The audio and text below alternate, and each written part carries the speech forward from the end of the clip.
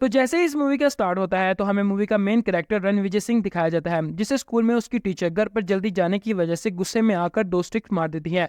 तभी रणविजय की दो बहनों को भी दिखाया जाता है, रूप और रीत, और ये सब बच्चे भागते हुए घर आ जाते हैं क्योंकि आज रणविजय के पापा बलवीर सिंह का बर्थडे होता है। और बलवीर सिंह एक मशहूर बिजनेसमैन होता है जिसकी स्वास्तिक नाम की स्टील फैक्ट्री होती है और पूरे शहर में उनका नाम चलता है। मगर आज वो घर पर नहीं थे, लेकिन रणविजय अपने पापा को बर्थडे विश करने के लिए उनकी फैक्ट्री तक चला जाता है, मगर वहां पर भी वो नहीं मिलते क्योंकि वो किसी बिजनेस मीटिंग के लिए वहां से निकल गए होते हैं। रात को 10 बजे जब वो घर आते हैं तो उनकी वाइफ ज्योति उनसे कहती है कि रणविजय सुबह से आपका वेट कर रहा था मगर आप नहीं आए। तो बलवीर अपने बेटे के रूम में पहुंचता है और देखता है कि उसके हाथ में एक लेटर है जिस पर लिखा हुआ है कि पापा, इस जन्म में तो आप मेरे पापा हैं, मगर मैं ये चाहता हूँ कि नेक्स्ट जन्म में मैं आपका पापा बनूं और आप मेरे बेटे। फिर देखना मैं आपसे कितना प्यार करता हूँ। तो उसके बाद सेम चीज रिपीट होगी, यानी आप मेरे पापा और मैं आपका बेटा। फिर देखते हैं कि हम दोनों की केमिस्ट्री कैसी रहेगी। और इसी के साथ ही वक्त ऑलमोस्ट 25 साल आगे निकल जाता है, जहां पर हम देख पाते हैं कि रणविजय अब बड़ा हो चुका है और आज उसके बेस्ट फ्रेंड की बहन की एंगेजमेंट होती है जिसमें रणविजय भी इन्वाइटेड होता है। नाम है गीतांजलि और ये दोनों बचपन में एक ही स्कूल में पढ़ा करते थे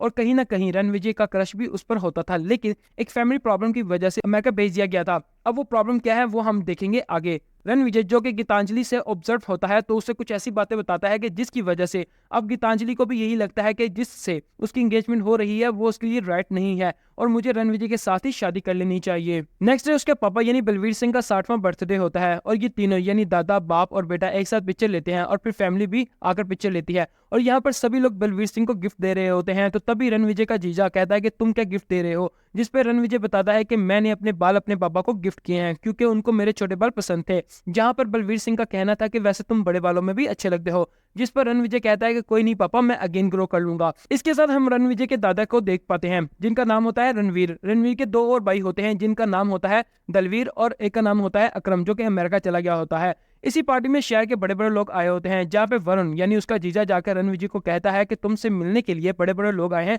तो उनसे मिलो और बातें करो, जिस पर रणविजय कहता है कि मुझे उनसे कोई मतलब नहीं। ये बात सुनकर उन दोनों में झगड़ा होने लगता है। तो तभी वहां पर रीत पहुंच जाती है और रणविजय से कहती है कि सॉरी करो वरुण से, मगर रणविजय कहता है कि मैं सॉरी नहीं करूंगा। तो ये झगड़ा पहुंच जाता है बलवीर सिंह के पास, जहां पर बलवीर सिंह गुस्से में आकर रणविजय को सुना देता है। अब यहाँ पर हमें दिखाया जाता है बचपन का किस्सा। अब हुआ यह था कि रीत जब कॉलेज में पढ़ रही होती है तो कुछ लड़कों ने उसकी रैगिंग की थी तो वो रोने लग जाती है। तो जब रणविजय आता है तो उसे पूछता है कि तुम्हारी ये हालत किसने की है, और वो बदला लेने के लिए पहुंच जाता है एक क्लासरूम में और पूछता है कि वो कौन लड़के थे जिन्होंने मेरी बहन को छेड़ा, मगर सभी उसका मजाक बनाने लग जाते हैं। तो तभी वो गन लेके क्लासरूम में आ जाता है और सब डर के खुद ही बता देते हैं कि वो लड़के कौन थे।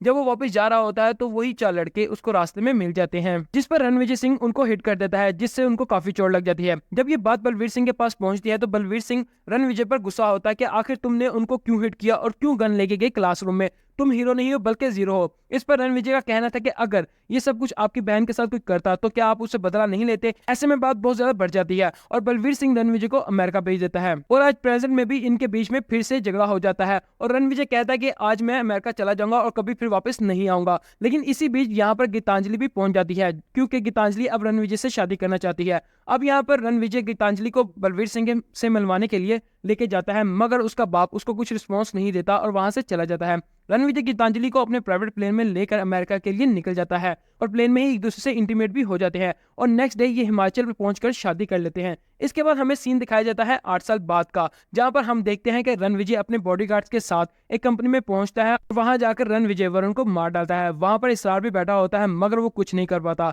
इसके बाद हम रणविजय को अपनी पूरी टीम के साथ देखते हैं। जो बॉडीगार्ड्स वो लेकर आया होता है वो इवेंचुअली उसके भाई और कजिन्स होते हैं और अब गीतांजलि को भी इस बात का पता चल चुका था कि रणविजय ने मर्डर किया है और मैं एक क्रिमिनल के साथ रह रही हूँ। वो अपने बच्चों को वापस अमेरिका लेकर जाना चाहती थी। अब यहाँ पर हम जानेंगे कि ये मर्डर क्यों हुआ और ये 8 साल बाद वापस क्यों आए। अब होता यह है कि एक दिन बलवीर सिंह गोल्फ क्लब में गोल्फ खेल रहे होते हैं तो उन पर 2 गोलियां आकर लगती हैं, मगर ये नहीं पता होता कि ये हमला किसने करवाया। जब ये खबर रणविजय तक पहुंचती है तो वो उसी दिन अमेरिका से वापस आ जाता है, अपनी फैमिली से मिलता है और अपने पापा से मिलता है। बलवीर सिंह उसे बताता है कि जब मुझे पहली गोली लगी तो मुझे सिर्फ तुम याद आए। इसके बाद रणविजय की मुलाकात मिश्रा अंकल से होती है जो कि बलवीर सिंह का बहुत खास दोस्त होता है। मिश्रा रणविजय को बताता है कि ये पहली बार नहीं हुआ बल्कि पहले भी कई बार हमला हो चुका है और अब तो वर्करों ने काम करना भी छोड़ दिया है। उसके बाद रणविजय खुद पहुंचता है फैक्ट्री में और लोगों को यकीन दिलवाता है कि जब तक पापा के कातलों को गला अपने हाथों से नहीं काटूंगा चैन से नहीं बैठूंगा, और अगले 3 महीने के बाद पापा आप लोगों के साथ खुद होंगे और वो भी बिल्कुल ठीक हालत में। रणविजय को एक बात बहुत अच्छी तरह मालूम थी कि नॉर्मल सिक्योरिटी गार्ड जो हर वक्त पहरा भी देते हैं, लेकिन दुश्मन ने अपना काम फिर भी कर लिया है। इसका मतलब है कि अब उसे नॉर्मल गार्ड की जरूरत नहीं है बल्कि स्पेशल गार्ड्स की जरूरत है। तो इसलिए वो पहुंच जाता है अपने पापा के भाई दलबीर सिंह के पास और कहता है कि मुझे मेरे भाइयों का सहारा की जरूरत है, क्योंकि वही हर वक्त मेरे आसपास रह सकते हैं। मुझे पापा के कातलों को ढूंढना है और उनको खत्म करना है। पहले तो ये सारे भाई और कजन लोग मना कर देते हैं, लेकिन दादाजी की एक आवाज के ऊपर सभी साथ जाने के लिए राजी हो जाते हैं। अब क्योंकि बलवीर सिंह पर पहले एक हमला हो चुका है और अब दोबारा ना हो जाए, तो इसलिए रणविजय एक बॉडी डबल लाकर खड़ा कर देता है और जिसे बलवीर सिंह का सब कुछ सिखाया जाता है।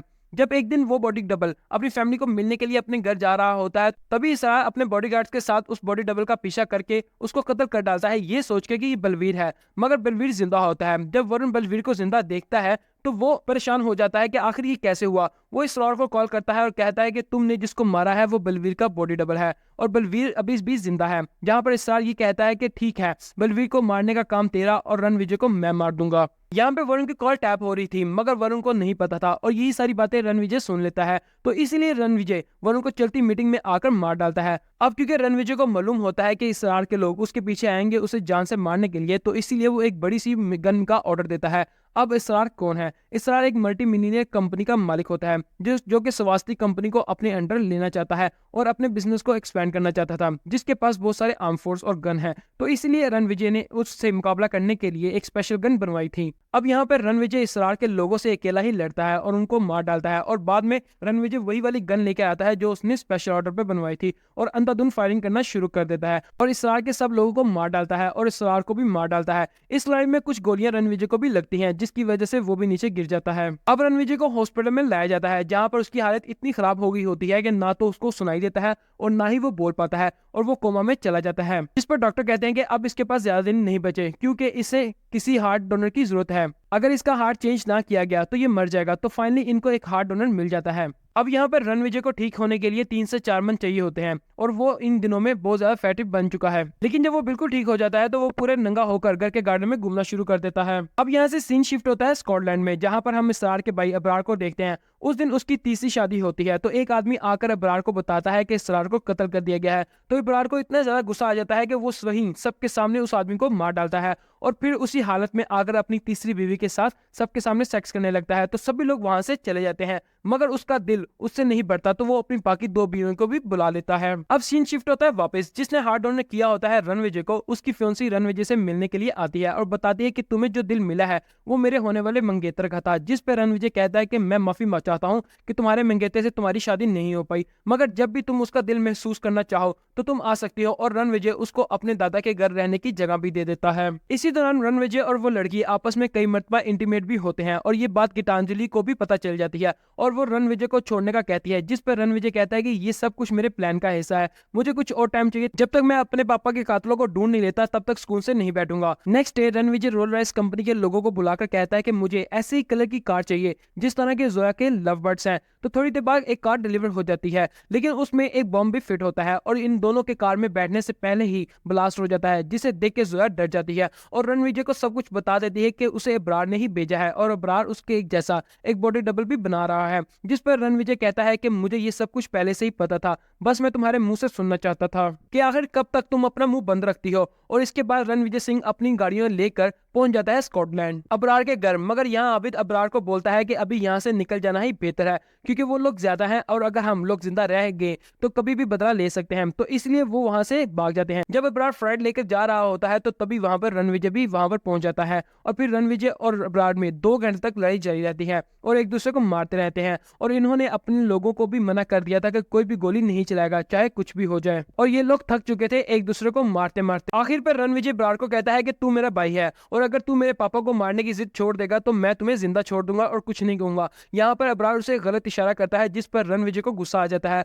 और वो अबरार का गला काटकर उसको मार डालता है, जिस पर उसे खुशी होती है और वो घर आकर बताता है कि पापा मैंने आपके कातिल को जान से मार दिया, मगर उनका एक भाई अभी जिंदा है, हो सकता है वो फिर कोई ना कोई कोशिश करे आपको मारने की। तो ऐसा करते हैं कि आप मेरे साथ अमेरिका चलिए। मगर बलवीर अमेरिका जाने के लिए रेडी नहीं होता और यहाँ पर इनकी आपस में एक बार फिर से लड़ाई हो जाती है और यहाँ पर वो फेमस पापा पापा वाला सीन चलता है। At the end Balveer Balveer को समझ आ जाता है कि फैमिली कितनी ज्यादा इंपॉर्टेंट होती है और उनको टाइम देना चाहिए। फिर बलवीर रणविजय से माफी मांगता है और सब कुछ सेट हो जाता है और अब रणविजय अमेरिका नहीं जाएगा बल्कि इंडिया में रह के अपनी फैमिली के साथ रहेगा। सबसे ज्यादा ट्विस्ट आता है इस मूवी के एंड पर, जहां हम देखते हैं कि अबरार का एक छोटा भाई होता है जिसने अपने फेस की सर्जरी करवा ली होती है सेम रणविजय जैसी, और वो जया से पूछता है मेरी हर चीज मैच करती है ना रणविजय से कि नहीं। और इस वक्त उस बॉडी डबल ने रणविजय के 2 बॉडीगार्ड्स को भी पकड़ लिया होता है और उनको मार डालता है और इसी के साथ मूवी का एंड हो जाता है।